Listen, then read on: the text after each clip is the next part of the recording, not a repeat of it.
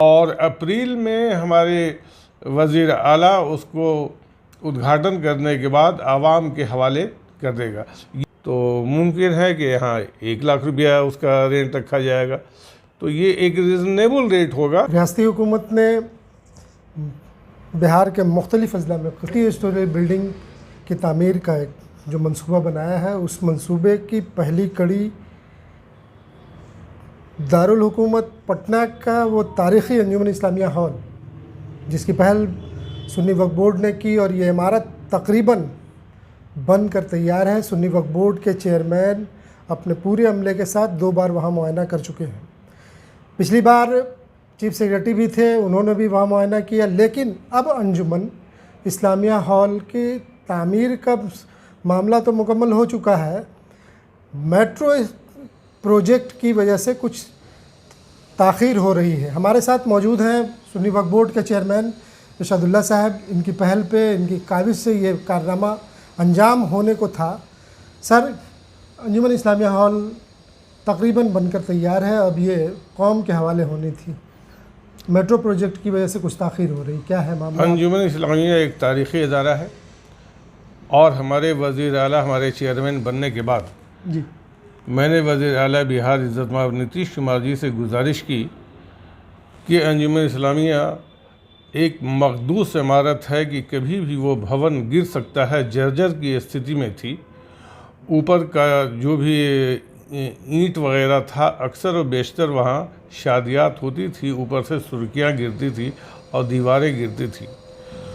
मैंने मुख्यमंत्री आदरणीय नीतीश कुमार जी से बात की और वो उसको डेवलपमेंट के लिए तैयार हो गए और उन्होंने कहा कि अंजुमन इस्लामिया बिहार का एक वक्फ मॉडल होगा। इसी आधार पे पूरे बिहार में मल्टीपर्पज़ बिल्डिंगें बनाई जाएंगी। जो अंजुमन इस्लामिया आज 52 करोड़ के बजट से इसकी तामीर हो रही है, इसमें कुछ ताख़ीर हुई है, मैं भी इस चीज़ को मानता हूँ। कुछ तो 2017-18 में फ्लड जो आया उसमें काफ़ी परेशानी हुई, उसमें 5-6 महीना काम रुका हुआ रह गया। फिर कोरोना आ गया, कोरोना की वजह कर काम में ताख़ीर होती रही। इधर मेट्रो प्रोजेक्ट जो आया है वो भी भारत सरकार का एक प्रोजेक्ट है। अब वहाँ अंजुमन इस्लामिया के सामने कुछ कंस्ट्रक्शन, वहाँ पे एक स्टेशन बनाया जा रहा है मेट्रो का, इसकी वजह कर कुछ ताख़ीर हुई है। लेकिन फिर भी मेट्रो की वजह कर उतनी परेशानी अभी नहीं हुई है। वो अंडरग्राउंड वो काम करेगा। ऊपर से अंजुमन इस्लामिया इसी महीने में उसका उद्घाटन आदरणीय नीतीश कुमार जी के ज़रिए की जा रही है। मुझे लगता है कि इस महीने मार्च में भवन निर्माण वक्फ बोर्ड को हैंड ओवर कर देगा और अप्रैल में हमारे वज़ीर आला उसको उद्घाटन करने के बाद आवाम के हवाले कर देगा। ये एक ऐतिहासिक इदारा है।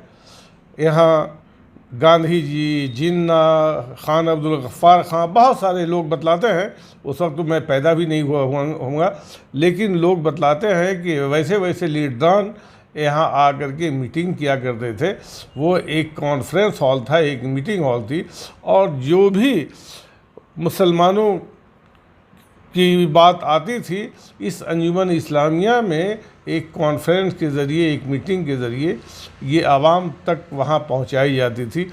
आज नीतीश कुमार का मैं शुक्रगुज़ार हूँ कि कल्ब शहर पटना अजीमाबाद में अशोक राजपथ पे 52 करोड़ की लागत से उन्होंने एक आलीशान इमारत बना दी है, जो कि पूरे बिहार का एक नमूना होगा। और लोग, आने वाले लोग, पूरे पटना शहर नहीं, पूरे बिहार के लोग इससे फैज़याब होंगे, इसलिए कि G+6 की बिल्डिंग बन रही है।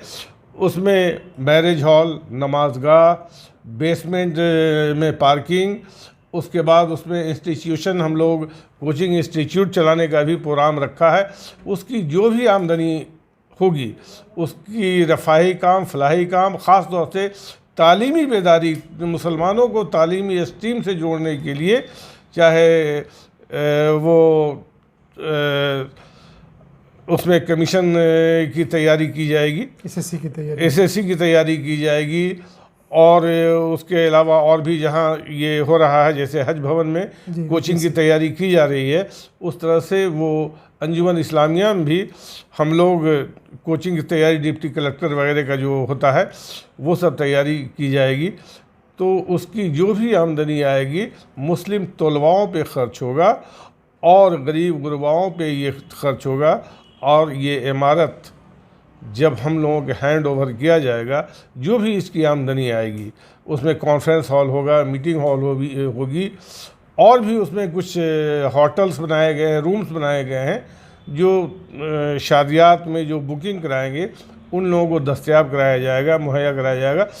तो आज ये जब अप्रैल के बाद आवाम के हवाले की जाएगी और वक्फ बोर्ड उसका केयर टेकर बनेगा, तो लगता है कि पटने शहर में इतनी आलीशान बिल्डिंग कोई नहीं होगी जो अंजुमन इस्लामिया की शक्ल में हमारे मुख्यमंत्री नीतीश कुमार जी ने आवाम को देने जा रही है। इसी के तर्ज पे पूरे बिहार में हर ज़िले में एक मल्टीपर्पज़ बिल्डिंग वो बनाने जा रहे हैं। जैसे किशनगंज बनकर तैयार हो गया, दरभंगा बनकर तैयार हो गया, मुजफ्फरपुर बनकर तैयार हो गया, मोतिहारी बनकर तैयार हो गया। आज उसकी एक मीटिंग थी भवन निर्माण के साथ।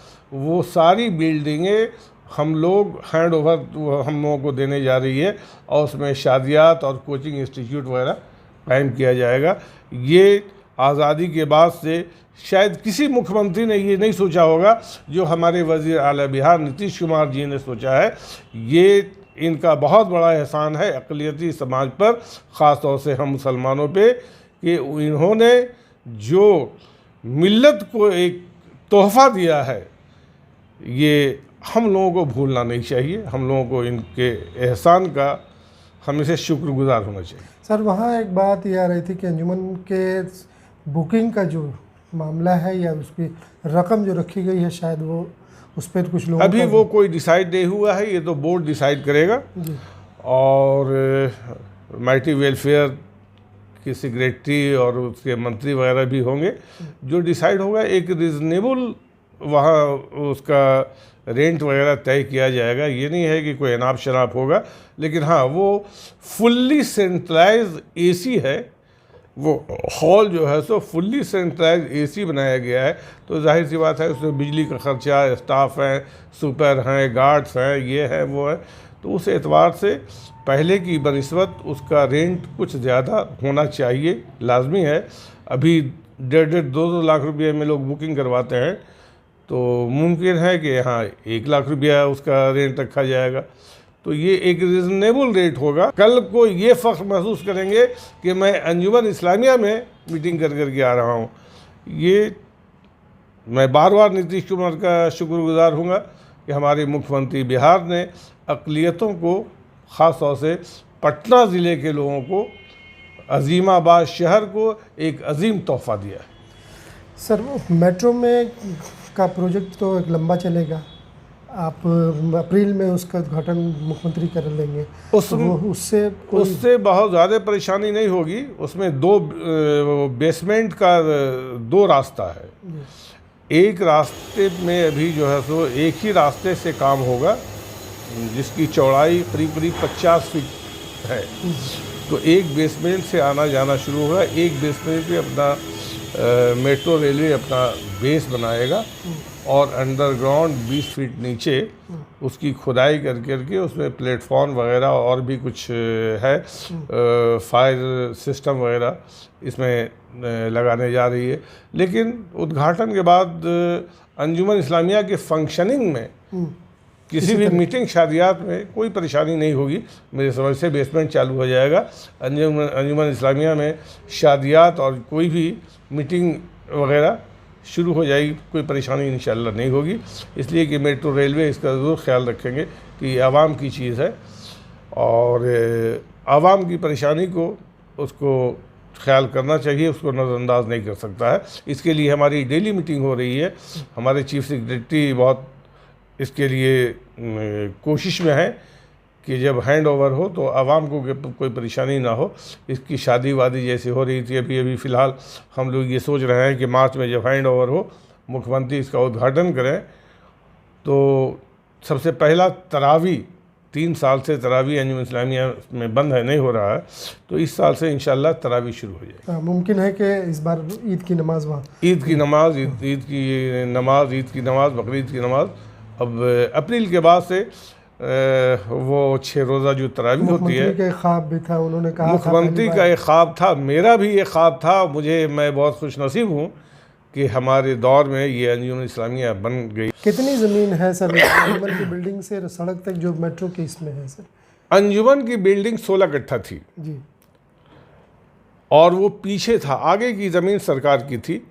जो मैंने मुख्यमंत्री से गुजारिश कर के नॉमिनल रेंट पे, एक मामूली उसका रेंट देकर ये 17 कट्ठा ज़मीन हमारे वज़ीर आला बिहार ने अंजुमन इस्लामिया को दे दिया है 100 सालों के लिए।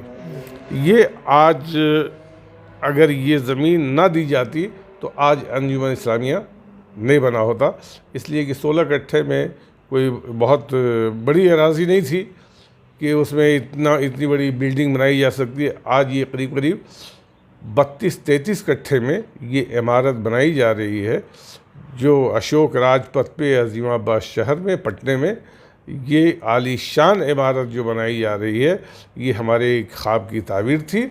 और हमारे वज़ीर आला ने जो सोचा था, जो वादा किया था, मुझे याद है कि 21 अक्टूबर 2008 में जब मैं उन्हें मुबारकबाद देने के लिए गया तो उन्होंने पहला मुझे कहा था कि इरशाद साहब अंजुमन इस्लामिया को एक वक्फ मॉडल बनाएं और इसी अंजुमन इस्लामिया के तर्ज पे ही पूरे बिहार में एक मल्टीपर्पज़ एक भवन बनाएं। आज वो ख्वाब की ताबीर हो रही है और हम लोग ये अंजुमन इस्लामिया आवाम के सपुर्द करने जा रहे हैं। वज़ीर आला नीतीश कुमार के ख्वाब की ताबीर के तौर पे अंजुमन इस्लामिया हॉल दारुल हुकूमत पटना और अजीमाबाद के आवाम को आइंदा अप्रैल में पेश कर दिया जाएगा। पटना से खुर्शीद आलम।